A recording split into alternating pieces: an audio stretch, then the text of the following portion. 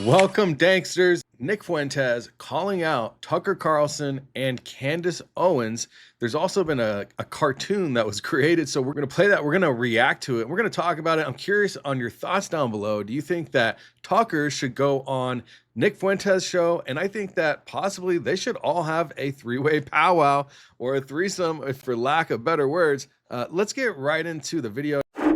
So we're going to watch what Ian Carroll says. And shout out to Ian Carroll, bro. Big ups on your content. Love it. You've done a lot of work for the community. Tucker exposed. Nick Fuentes makes content talking about and just riffs. And we're going to watch Ian Carroll digest that. So let's hop right into what Ian Carroll says on his most recent video talking about this. Smash that like button and that subscribe button. On to Nick Fuentes and the main story of the week, in my opinion, in probably most people's opinion. What started out as an unforced error by Tucker Carlson has ballooned into what feels like a turning point in right-wing American politics this last week. It started a week prior when Tucker interviewed Candace on his show, and they both attacked Nick Fuentes openly and called him sort of a... And we got to admit, I mean, there has been a shift in right-wing politics and MAGA politics, and there's been this, like, you know, interesting disperse of the group in general, and a lot of disagreements happening right now on the Republican side. Trolled opposition bad faith actor who is presumably here to delegitimize like sane voices. Nick fired back a week ago, publishing last week's Friday stream all about Tucker Carlson's history and his father's history, and it went super viral. I think that the best way to summarize it is just to watch this Studio Ghibli edit that presumably a fan made of the exchange. You just interviewed Nick Fuentes. I did. Or had a conversation with him. What did you think of that? What do you think of him? My experience with Nick Fuentes is that he's a terrible person and a terrible human being. But he is clearly part of a campaign to discredit non-crazy right voices. I can confirm he's dishonest. This child, this weird little gay kid in his basement in Chicago, young white men who've been totally cut out of our economy. I mean, they really are the victims, and they're desperate, and no one speaks for them. So they go to Fuentes because he's like incredibly articulate, and they think he's our leader. But in one of the saddest ironies of all, like, he's acting against your interests, actually. The way that the video portrays what Tucker says always kind of felt weird to me after hearing it that way, and like the way it's almost very in a persuasive, subtly persuasive way, which I find kind of interesting on Tucker's behalf. But then when it comes to me, I'm one of the real disaffected white people. You want to talk about me and them? I am them. He says Nick Fuentes is leading all of the disaffected young white men. I am a disaffected young white man. I was a precocious, intelligent, young white college student who went to Boston University, who was pro-Trump and red-pilled by Trump and animated by Trump's message of America first. And I asked questions about Israel, and I was punished for it. I did it years before Tucker Carlson started talking about Israel last year. And I sacrificed, and I was targeted by the ADL, by the SPLC, by the federal government, by the conservative movement that both Candace and Tucker were a part of. He's lonely, he's weird, he lives in a basement. That's a lot of people because of the problems you claim to care about. Do you care about Klarna and people going into debt to order pizzas and home ownership being impossible? Or do you think that's a contemptible, low-status thing to be ridiculed and mocked? What is wrong with being from Chicago? What is wrong with being weird? What is wrong with living in your basement? I'm the inauthentic person. I am that person.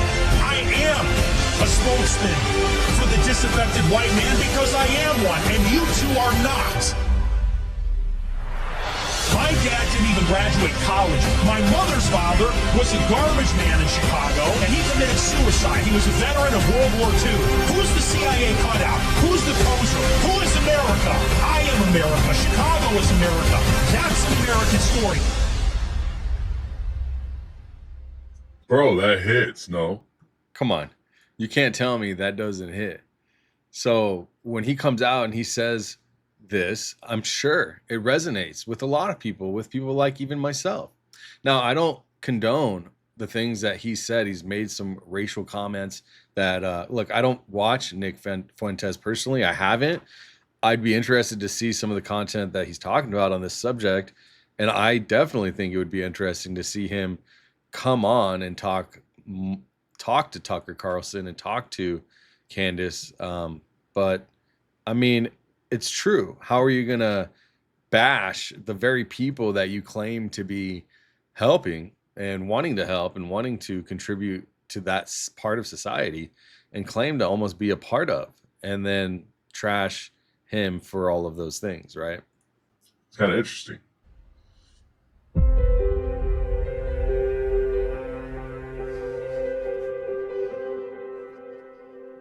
He's got the frogs on the jacket, the Groyper frogs on the jacket. I mean, it's just like, come on. Like, come on. How, like, you can't, I mean, come on. Like, that's like art. Let's be real. Even if it's like, even if you're the butt of that joke, I would hope that Tucker and Candace can watch that clip and be like, that's kind of art. Like, that's pretty epic. Regardless of the points and everything. And it took the internet by storm, like art. It went super viral. Clips from that Friday stream of Nick's went super viral. Edits like that of the stream went super viral. It did. And then the Groypers and everyone that is pro Nick Fuentes started digging into Tucker and exposing all kinds of old clips and stuff like that.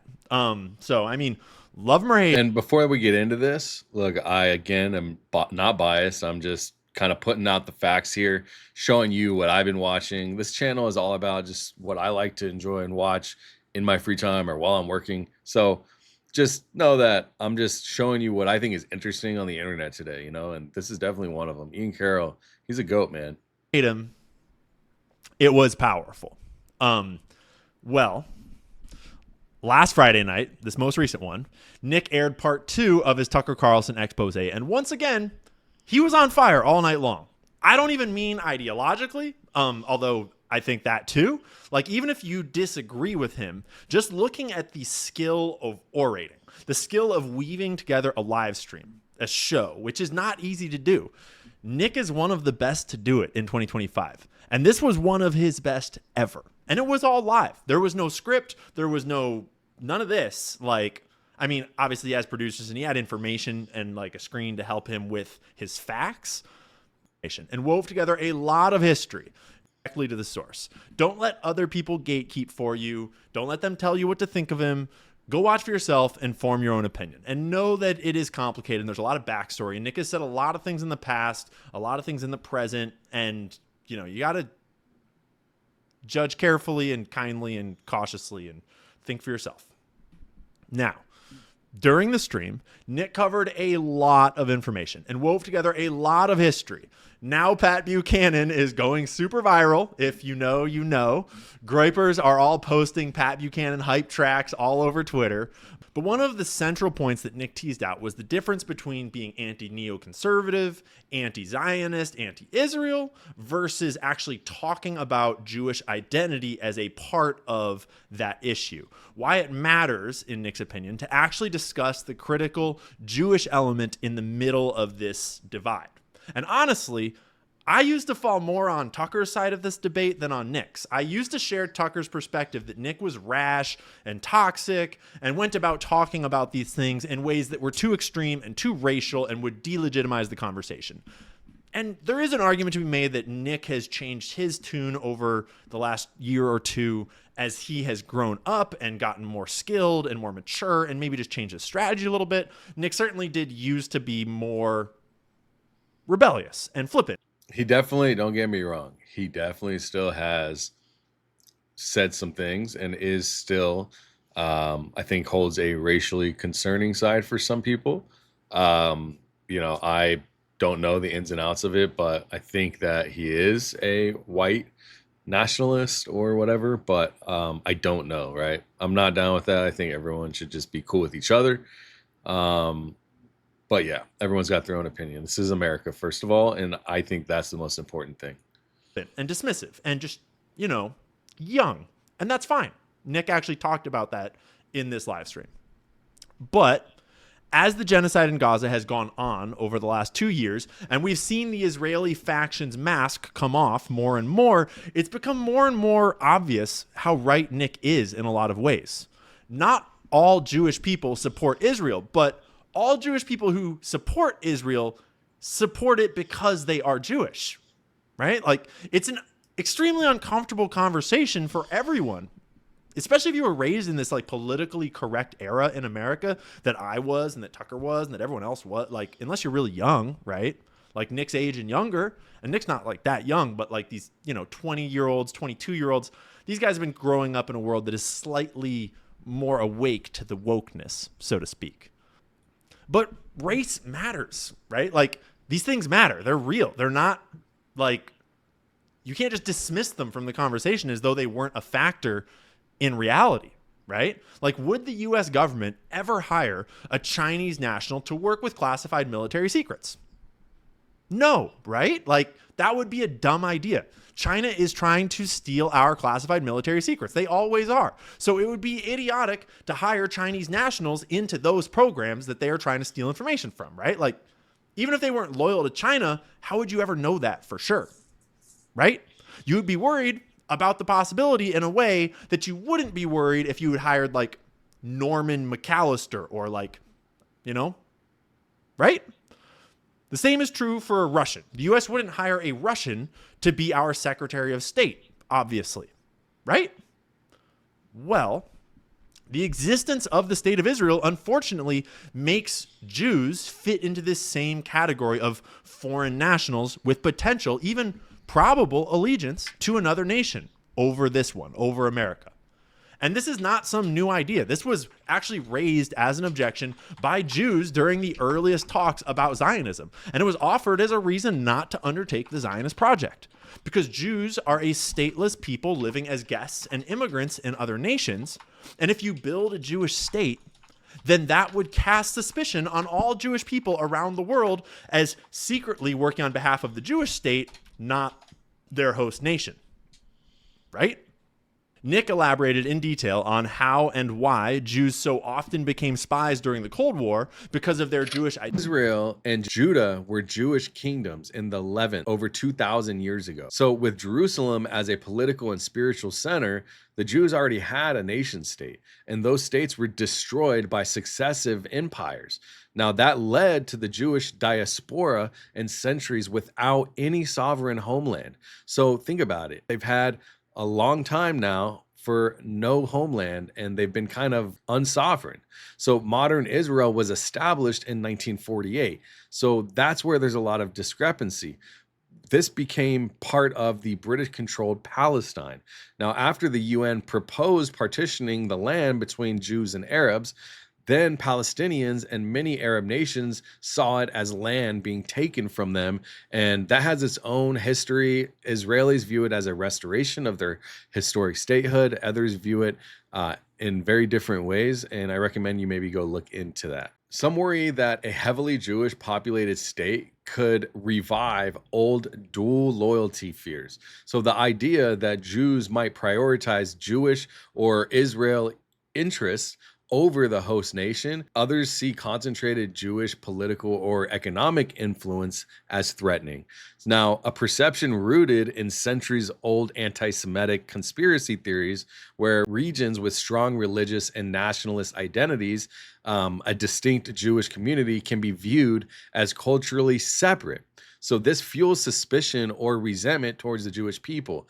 These fears, though often rooted in prejudice, have historically led to exclusion, expulsion, and violence against Jewish communities. Identity and their inherent allegiance to Judaism over their own nation, and how this went both ways. American Jews spying on the Soviet Union, like Julius and Ethel Rosenberg, or Soviet Jews spying for the Americans. But when you introduce the Zionist project into the mix, you start to get Jews spying on behalf of Israel, like Jonathan Pollard or Arnon Milchan. There's a long list of these. Back in the day, they had to be secretive about it. But now, they just do it out in the open. This is how you get Ben Shapiro saying that the single greatest guarantor of his allegiance to America is the existence of Israel, meaning he supports America because and only as long as it is good for Israel. Right? Like, It's so frustrating to talk wonder about what- because it feels like I've never asked many people. I'm just curious on what others think about Ben Shapiro and if he is more interested in conserving Israel and the Jewish people and population over the U.S. He does live here. He is a U.S. citizen. I don't, that's not a question I've really asked. I don't really, I'm not interested in that. Although it would be interesting that if he was more interested in something that wasn't U.S., could that be bad for the viewership?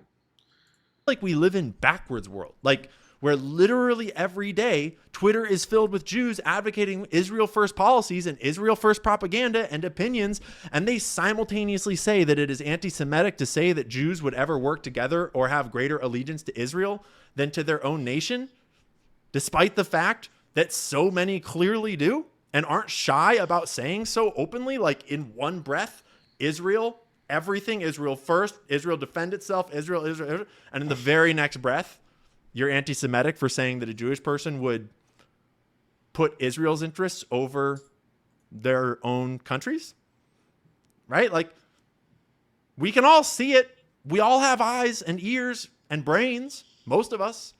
And Nick Fuentes just isn't afraid to talk about it. I think that people over the age of 40, like Tucker probably included, don't realize just how many people are listening to Fuentes and waiting for anyone to debate him, like anyone at all, because it's becoming more and more apparent that the only reason Charlie Kirk or Ben Shapiro wouldn't want to debate him is because they know that they would lose dramatically. A caller actually lied his way onto Charlie Kirk's show this last week and asked him why he won't debate Nick Fuentes. And Charlie's response was hilarious. Check this out. Let's go to Nathaniel. Nathaniel, thank you so much for being a member. What's on your mind? Hi, Charlie. As a TPUSA chapter founder and president, I've seen firsthand how the tide is turning among young conservatives. I say, if you truly believe in open debate in the marketplace of ideas, will you ever be willing to debate Nick Fuentes, or will you wait until his movement forces you to adopt his talking points, as we've seen already? You know, it's funny. I personally do not give a platform to bad faith actors. And I had a whole open about this. And by the way, a really important thing is not to lie and to not bear false testimony. It's fine. I'll answer your question. You know, you said, oh, you know, I want to have a question about turning point events. And you obviously lied about your question. Doesn't surprise me because you have deceit. I get it. But you know what? Honestly, I'm asked that question all the time. I don't platform trolls. And I don't platform and I don't discuss people or I don't debate with people that are not good faith actors. And you debate Maoists and people who champion. They can keep on yelling at how successful we are and our big events. Well over 1,000. So the guy was trying to say something and they muted him, and Charlie kept going. Employees, but a lot of jealousy out there. We build. They complain. We succeed. We win. They blame the Jews. Thank you. Next question. A lot of jealousy out there. A lot of jealousy. That's why he won't debate Nick Fuentes, because he's got a big organization, a lot of money, a lot of donors. Hey, Jeej? As you can see, there's a lot of discrepancy about Nick Fuentes, and what he's talking about is very politically viable right now.